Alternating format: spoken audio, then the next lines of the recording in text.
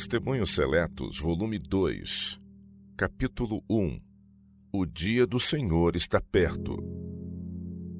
O grande dia do Senhor está perto e se apressa muito a voz do dia do Senhor. Amargamente clamará ali o homem poderoso. Aquele dia é um dia de indignação, dia de angústia e de ânsia, dia de alvoroço e dia de desolação, dia de trevas e de escuridão, dia de nuvens e de densas trevas, dia de trombeta e de alarido contra as cidades fortes e contra as torres altas. E angustiarei os homens, e eles andarão como cegos, porque pecaram contra o Senhor. Sofonias capítulo 1, versos de 14 a 17. E há de ser que naquele tempo esquadrinharei a Jerusalém com lanternas e castigarei os homens que estão assentados sobre as suas fezes, que dizem no seu coração: o Senhor não faz bem nem faz mal. Sofonias 1, verso 12. Congrega-te, sim, congrega-te, ó nação, que não tens desejo, antes que saia o decreto e o dia passe como uma pragana, antes que venha sobre vós a ira do Senhor, sim, antes que venha sobre vós o dia da ira do Senhor. Buscai ao Senhor, vós todos os mansos da terra, que pondes por obra o seu juízo. Buscai a justiça, buscai a mansidão, porventura sereis escondidos no dia da ira do Senhor. Sofonias capítulo 2, versos de 1 a 3. Estamos perto da consumação dos tempos. Foi-me mostrado que os juízos retributivos de Deus já estão caindo sobre a terra. O Senhor nos advertiu quanto aos acontecimentos que estão prestes a ocorrer. Luz irradia de sua palavra. Contudo, as trevas cobrem a terra e densa escuridão os povos. Quando disserem a paz e segurança, então lhes sobrevirá repentina destruição, e de modo nenhum escaparão. É o nosso dever buscar a causa de tão terríveis trevas, a fim de podermos evitar os caminhos pelos quais os homens acalentaram tão grande ilusão. Deus deu ao mundo uma oportunidade de conhecer e obedecer à sua vontade. Deu-lhe em sua palavra a luz da verdade e lhe enviou advertências, conselhos e exortações, mas poucos obedecerão à sua voz. Como a nação judaica, a maioria dos cristãos professos se gloria de suas superiores vantagens, porém não se mostra grata a Deus por essas grandes bênçãos. Por causa de sua graça infinita, uma última mensagem de advertência é enviada ao mundo, anunciando que Cristo está às portas e chamando a atenção para a desprezada lei divina. Mas como os antediluvianos rejeitaram com zombaria a advertência de Noé, assim os amantes dos prazeres hoje em dia hão de rejeitar a mensagem dos fiéis servos de Deus. O mundo segue o seu curso inalterável, absorvido como sempre em seus negócios e prazeres, enquanto a ira divina está prestes a ser derramada sobre os transgressores de sua lei.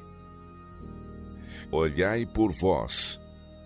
Nosso compassivo Redentor, prevendo os perigos que haviam de cercar seus seguidores neste tempo, lhes dirige esta admoestação especial: olhai por vós. Não aconteça que os vossos corações se carreguem de glutonaria, de embriaguez e dos cuidados da vida, e venha sobre vós de improviso aquele dia, porque virá como um laço sobre todos os que habitam na face de toda a terra. Vigiai, pois, em todo o tempo, orando para que sejais havidos por dignos de evitar todas estas coisas que hão de acontecer, e de estar em pé diante do Filho do Homem. Lucas 21, versos de 34 a 36. Se a igreja escolher um caminho idêntico ao do mundo, virá a partilhar a mesma sorte. Ainda mais, como recebeu maior luz, seu castigo será maior do que o dos impenitentes. Nós, como povo, professamos possuir mais verdades do que qualquer outro na terra. Neste caso, nossa conduta e caráter devem também corresponder à nossa profissão. Está próximo o dia em que os justos, qual semente preciosa, hão de ser ajuntados para os celeiros celestiais, enquanto os ímpios, à semelhança do joio, o serão para o fogo do grande dia. Mas o trigo e o joio deverão crescer ambos juntos até a ceifa. No desempenho de seus deveres cotidianos, os justos hão de estar até o fim em contato com os ímpios. Os filhos da luz estão espalhados entre os das trevas, para que o contraste salte aos olhos de todos. É assim que os filhos de Deus devem anunciar as virtudes daquele que vos chamou das trevas para a sua maravilhosa luz. O amor divino ardendo em seu coração, a harmonia à semelhança de Cristo manifestada em sua vida, será como um vislumbre do céu concedido aos homens do mundo, para que possam apreciar sua excelência. Coisas semelhantes mutuamente se atraem. Os que beberem da mesma fonte de bênçãos hão de unir-se entre si. A verdade, habitando no coração dos crentes, há de conduzir a uma abençoada e feliz unificação. Deste modo, a oração de Cristo, pedindo que seus discípulos fossem um como ele o é com o Pai, será atendida. Por essa unidade espiritual, toda alma verdadeiramente convertida há de suspirar. Entre os ímpios, porém, há de prevalecer uma harmonia ilusória que só em parte encobrirá a perpétua discórdia. Achar-se-ão unidos na sua oposição à vontade e à verdade divinas, mas quanto ao mais estarão divididos pelo ódio, dissimulação, inveja e contenda mortal. O metal precioso e o comum estão agora de tal modo misturados que somente o olhar cuidadoso do infinito Deus pode com certeza discernir entre um e outro. Mas o ímã moral da santidade e verdade há de atrair e reunir o metal puro, ao mesmo tempo que repelirá a escória e o falso. Falsa segurança. O dia do Senhor está perto e se apressa muito. Sofonias capítulo 1, verso 14. Onde está, porém, o verdadeiro espírito do advento? Quem se está preparando para subsistir neste tempo de tentação que se acha iminente?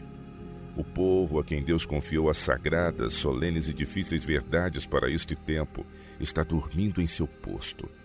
Por seu procedimento diz: tenho a verdade, rico sou e estou enriquecido e de nada tenho falta. Ao passo que a testemunha verdadeira o adverte: não sabes que és um desgraçado e miserável e pobre e cego e nu. Apocalipse 3:17. Com que fidelidade retratam essas palavras a presente condição da igreja? Não sabes que és desgraçado, miserável e pobre e cego e nu. Pelos servos do Senhor são transmitidas mensagens de advertência ditadas pelo Espírito Santo, e descobertos defeitos de caráter aos que se têm desviado. Eles, entretanto, dizem: isto não se aplica ao meu caso. Recuso a mensagem que me transmites. Estou fazendo o melhor que posso, creio na verdade. Aquele mau servo que em seu coração diz: meu Senhor tarde virá, Mateus 24:48, professa estar esperando a Cristo. É um servo que só aparentemente se dedica ao serviço de Deus, enquanto no coração se entregou a Satanás. Diferente dos escarnecedores, não nega abertamente a verdade, mas pela conduta revela o desejo que sente de que a vinda do Senhor se dilate. O orgulho torna-o descuidoso dos interesses eternos. Adota as máximas do mundo e se conforma às suas práticas e costumes. O egoísmo, o orgulho e as ambições mundanas nele predominam. Temendo que seus irmãos lhe levem alguma vantagem, deprecie-lhes os esforços e discorde de suas razões. Desse modo, espanca seus conservos. À proporção que se vai alienando do povo de Deus, une-se mais aos ímpios. É achado comendo e bebendo com os ébrios, Mateus 24:49, associando-se com o mundo cujo espírito compartilha. Deste modo, é embalado numa segurança carnal e vencido pela negligência, indiferença e ociosidade. A causa propriamente dita do mal foi a negligência da vigilância e da oração secreta, a que sucedeu naturalmente a negligência de outros deveres religiosos, sendo assim aparelhado o caminho para todos os pecados subsequentes. Cada cristão é assediado pelas seduções do mundo, pelas solicitações da natureza carnal e por tentações diretas de Satanás. Ninguém está livre dessas coisas. Não importa qual tenha sido a nossa experiência, não importa quão elevada a nossa posição, precisamos vigiar e orar continuamente.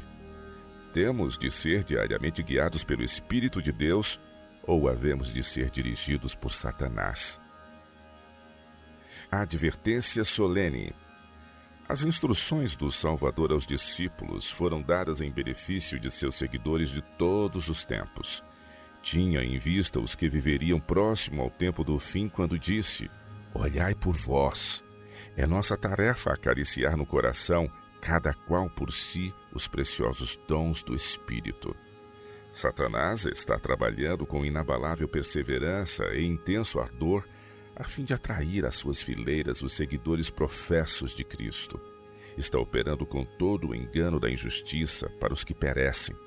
2 Tessalonicenses, capítulo 2, verso 10. Satanás não é, porém, o único instrumento pelo qual é sustentado o reino das trevas. Qualquer que convide ao pecado é um tentador. Qualquer que imitar o grande impostor se torna seu auxiliar. Os que emprestam sua influência para favorecer uma obra má estão prestando um serviço a Satanás. Os atos revelam princípios e motivos. Os frutos apresentados por muitos que pretendem ser plantas na vinha do Senhor revelam que são apenas espinheiros e abrolhos. Toda uma igreja poderá sancionar o procedimento errado de alguns de seus membros, mas essa sanção não prova que seu erro seja justo. Ela não pode colher uvas dos espinheiros. Se alguns dos que professam crer na verdade presente pudessem compreender sua verdadeira condição, haviam de desesperar da misericórdia divina. Tem estado exercendo toda a sua influência contra a verdade, a voz de admoestação e o povo de Deus. Estiveram a fazer deste modo a obra de Satanás. Muitos se tornaram de tal modo envaidecidos em virtude de seus enganos, que jamais se poderão reabilitar. Semelhante estado de apostasia não pode prevalecer sem acarretar a ruína de muitas almas. A igreja tem recebido advertências umas após outras. Os deveres que tem e os perigos que corre o povo de Deus foram claramente expostos. Entretanto, o elemento mundano está nela agindo fortemente. Costumes, práticas e modas que tendem a desviar a alma de Deus há anos têm estado lançando raízes a despeito das advertências e exortações do Espírito Divino, e afinal seus caminhos se tornaram retos aos seus próprios olhos, e a voz do Espírito mal é ouvida. Ninguém pode prever até onde se embrenhará no pecado quando uma vez se tiver rendido ao poder do grande enganador. Satanás penetrou em Judas Iscariotes e induziu-o a atrair seu Senhor. Induziu Ananias e Safira a mentir ao Espírito Santo. Os que não estiverem inteiramente consagrados a Deus podem ser levados a fazer a obra de Satanás, ao passo que se jactam de estar fazendo a obra de Cristo. Irmãos e irmãs, eu vos exorto, examinai-vos a vós mesmos se permaneceis na fé. 2 Coríntios 13, verso 5. Provai-vos a vós mesmos, a fim de conservar o calor e a pureza do amor de Cristo, necessitais de constante suprimento da graça divina. Tendes feito todos os esforços para que a vossa caridade aumente mais e mais, para que aproveis as coisas excelentes, cheios de frutos de justiça, que são por Jesus Cristo, para a glória e louvor de Deus. Filipenses capítulo 1, versos de 9 a 11. Muitos que deviam tomar atitude decisiva ao lado da justiça e da verdade manifestaram fraqueza e indecisão, que incentivaram os assaltos de Satanás. Os que deixam de crescer na graça, não se esforçando por atingir o mais alto padrão da perfeição divina, serão vencidos. A necessidade da igreja. O mundo é para os cristãos um país de estrangeiros e inimigos. Se não se revestirem da armadura de Deus e cingirem a espada do Espírito, tornar-se-ão presa das potências das trevas. A fé de todos há de ser provada. Todos deverão ser provados como o ouro é pelo fogo. A igreja se compõe de homens e mulheres imperfeitos e cheios de fraquezas, que requerem a prática constante de caridade e contemplação. Mas já há muito que reina uma atmosfera de mornidão espiritual. Penetrou na igreja um espírito mundano, seguido por frieza recíproca, acusações mútuas, maldades, contendas e iniquidade. Se pregassem menos sermões da parte de homens não consagrados no coração e vida, e se devotasse mais tempo a humilhar a alma diante de Deus, haveria esperança de que o Senhor acudisse em vosso auxílio, a fim de sarar-vos da vossa apostasia. Muitas das pregações destes últimos tempos produzem uma segurança fictícia. Os importantes interesses da causa de Deus não podem ser sabiamente tratados pelos que mantêm tão pouca real ligação com Ele, como o têm feito alguns de nossos pastores. Confiar a obra a tais pessoas seria o mesmo que entregar a crianças o comando de grandes navios no mar.